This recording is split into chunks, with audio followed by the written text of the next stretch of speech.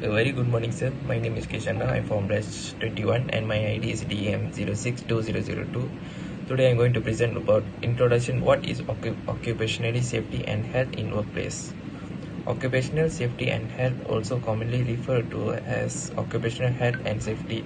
Occupational health and or occupational safety is a multidisciplinary field concerned with the safety, health and welfare of people at work. These terms also refer to the goals of this field, so they are used in the sense of the article was originally an abbreviation of Occupational Safety and Health Program Department. The goal of an occupational safety and health program is to foster safety and healthy occupational environment. OSH also protects all the general public who may be affected by the occupational environment. Globally, more than 2.78 million people die annually as a result of workplace-related accidents of disease, corresponding to one death every 15 seconds. There are an additional 374 million non-fatal work-related injuries annually. It is estimated that the economic burden of occupational-related injury and death is nearly 4% of the global gross domestic product each year. The human cost of this adversity is enormous. In common law jurisdiction, employees have the common law duty, also called duty care, to take reasonable care of the safety of their employees. Statute law may, in addition, impose other general duties, introduce specific duties, and create government bodies with powers to regulate occupational safety. Issue detail of this vary from jurisdiction to jurisdiction. The Occupational Safety and Health Act 1994 provides the legislative framework to promote stimulate and encourage high standards of safety and health at work. The Act 514 contains a clear statement that the responsibility for occupational safety and health at workplace are shared between the employer and the workers, since the employer are the ones who provide the working environment which gives rise to hazards at work, and the workers are the ones who have to work these hazards. The self-regulatory approach requires the employer to establish effective safety organization and performance through self-regulation schemes designed to suit the industry or the organization. Therefore, there must be a conciliation between the employees, workers, and the environment to discuss any issues on safety and health at work, and it requires cooperation between the employers and the workers to safeguard and improve the quality of safety and health at workplaces. Another important legislation enforcement by the Department of Occupational Safety and Health is the Factory and Machinery Act 1967, which was enacted to supersede the Machinery Ordinance 1953 of the States of Malaya. There were 16 regulations promoted under the Act. The Act 139 was enacted in 1967, and it is the legislation applicable until today to provide for the control of factories with respect to matters relating to the safety, health, and welfare of persons therein, the registration and inspection of machinery, and for matters connected therewith. The FMA 1967 was amended in 2006 and gazetted on September 14, 2006 and enforced on January 1, 2007. The rationale for amending the FMA 1967 was provided for the provision giving the power to the minister to issue license to individual or company carrying out activities under the Act to update, improve, and clarify unclear or vague provisions to ensure the relevancy of the provision contained in the Act with the current development, and to ease the enforcement of the law, as well as to increase the amount of fine suitable to the current situations. And next, I'm going to present about introduction on the real accident case in workplace. A man was killed when a gas tank in a workshop in Jalan Parade American Kampung Sungai Batu Pantai Remes exploded early this morning. A Perak Fire and Rescue Department spokesman say that department received a call on the incident involving a man in his 20s at 12:01 a.m. We ordered a team from the Pantai Railway station to the location, he said in a statement here today. Upon arrival, the fire engine and team found there was an explosion believed to have happened when transferring gas from a large tank into smaller tanks at the workshop. He said the victim, who was working alone at the time, was pronounced dead by health ministry personnel before the body was handed over to the police for further investigation. The fire rescue team was also instructed to monitor the workplace and close all wells to ensure there were no hazardous substances in the area, and the operation was complete by 1:24 a.m. Thank you, sir.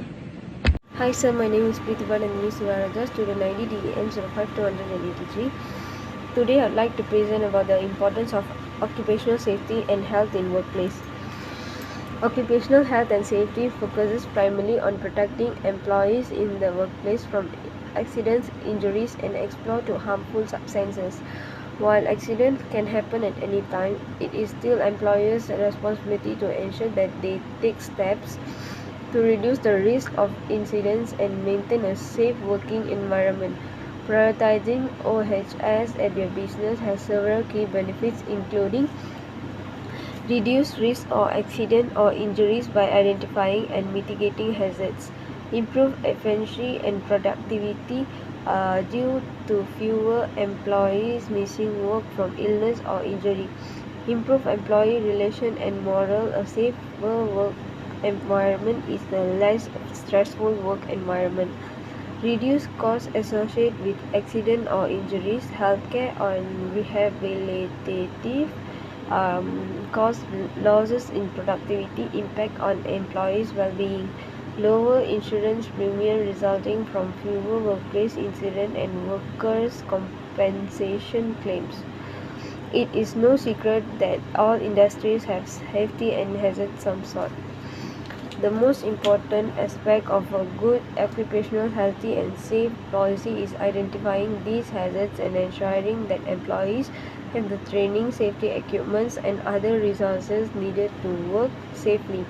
Failure to implement effective policies and precautions can lead to injuries, reduced productivity due to the absence or loss of skilled labor workers, compensation claims, and possible penalties from the Occupational Safety and Health Administration.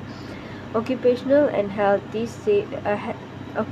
health and safety may sound like complicated concept, but simply put it all about protecting the health and safety of your workers. As an employer, you are legally responsible for the health and safety of your workers under Section 19 bracket 20 bracket 1 of the requirement that you should be aware of, and why you should make OHS a core part of your day-to-day operation.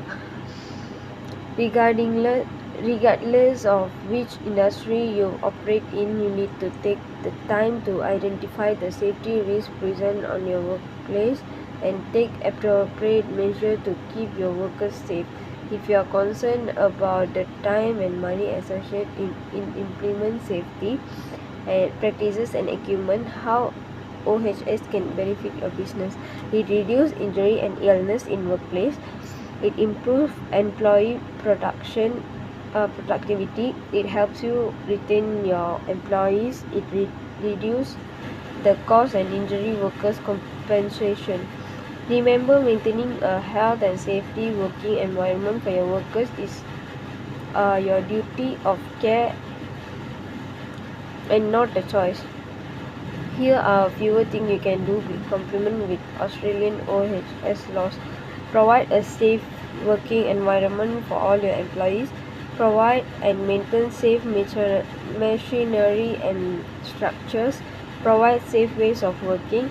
ensure safe use, handling, and storage machinery, structures, and substances, provide and maintain adequate facilities, provide any information, training, instruction, or supervision needed for safety, monitor the health of workers and condition at your workplace.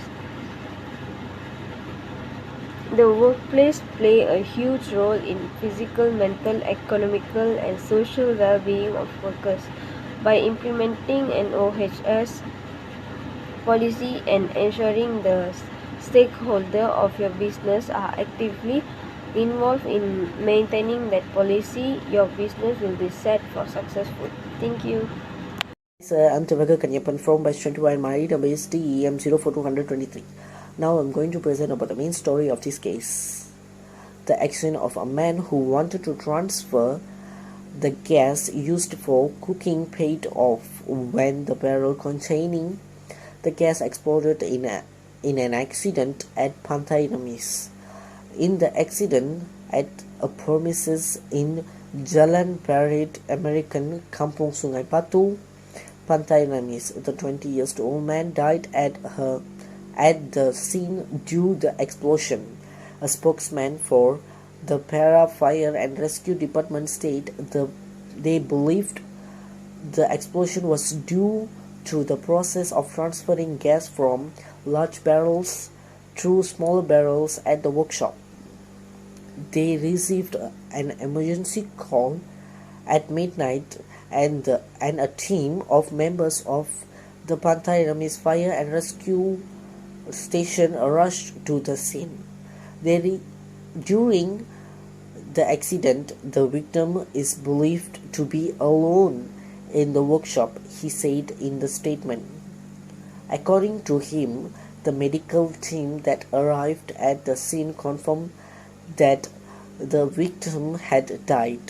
He explained that the medical and fire department handed over the case to the police to future investigations.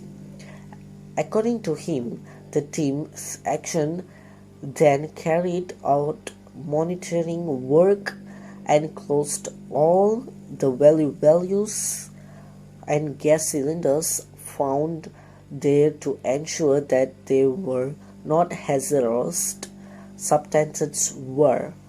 He futured explained that the operation ended completely after the premises was found saved from dangerous substances or gas emissions. He said the operation was led by Muhammad Amir Hamid and also attended by Para Zone 3 Fire Chief Zahlan Muhammad Hanifa. Factors of this case. The construction sector is a sector that contributes to the development a country's economy, has provides jobs and business opportunity in local communities. However, the construction sector is not immune nothing to the higher rate of accident in the workplace. Based on the report and researches last year, the construction sector is one of the sectors that recorded the highest accident rate in the world. Accidents often occur in the construction sectors involving various types of injuries to extent of causing death. First is leadership is one of the factors to be taken into account to ensure the implementation of safety and healthy practices in the workplace will be more effective in applied in three organizations. Next is management and organizational factors are one of the few factors that have been identified by past researchers who were able to influence accidents in the workplace. The activities before, during, and after the workplace accident.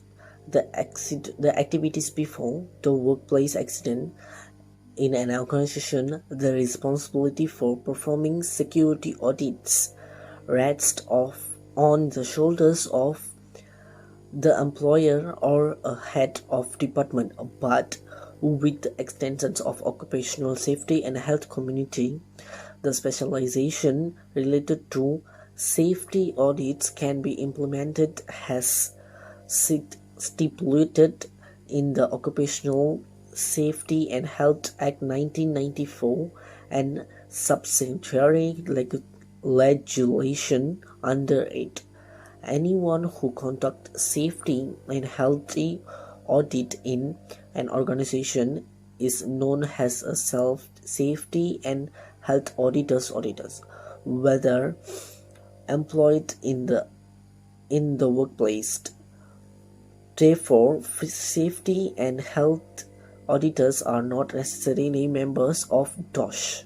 Auditors can be categorized into internal audit and external audit based on Section 31A AKKP 1994. The DOSH established functions to review the measures taken to ensure the safety and health of people in the workplace. During the accident, the victim is believed to be alone in the workplace. The medical team that arrived at the scene confirmed that the victim had died. The medical and fire department handed over the case to the police officers for further investigations. The team in action carried out monitoring work and closed all the values and gas cylinders to found the ensure that were not assets and subtendents there. Thank you. Hi sir, my name is Pravina Sri Nedunjalian. My ID number is DEM05200071. Today I'm going to present about recommendations. Lesson learned on the accident place. To learn from incidents, some organizational factors are important. These aspects are related to the structure or to safety management, such as incident registrations and action plans, or to the organizational safety culture, such as transparency, blame-free culture, and feedback on unsafe behavior. Next, recommendations related to the workplace accidents. Use alternatives. Whenever possible, avoid hot work, consider alternative methods. Secondly, analyze the hazards. Prior to the initiation of hot work, perform a hazard assessment that identifies the scope of the work, potential hazards and methods of hazard controls. Thirdly, test the area. In work areas where flammable liquids and gases are stored and handled, drain and or purge all equipment and piping before hot work is conducted. Fourthly, use written permits. Ensure that qualified personnel familiar with the specific site hazards. Review and authorize all hot work and issues permits, specifically identifying the work to be conducted and the required precautions. Finally, train thoroughly. Train personnel on hot work policies, procedures, proper use and calibration of combustible gas detectors, safety equipment and job-specific hazards and controls in a language understood by the workforce. Thank you. Good morning, Miss and my fellow friends. My part is conclusion. The over is the person patronium, strong and physical, that the tollers that 10 feet the distance and 20 feet in height. Was connecting was vaulted have to be rented on the top of the upright patronal installment and the bottom and the track will the emittent. The characters install the collar to private cost installment of to all installment of spectral. Their congratulations performance is it subways of the thank the salt of the congratulations vented.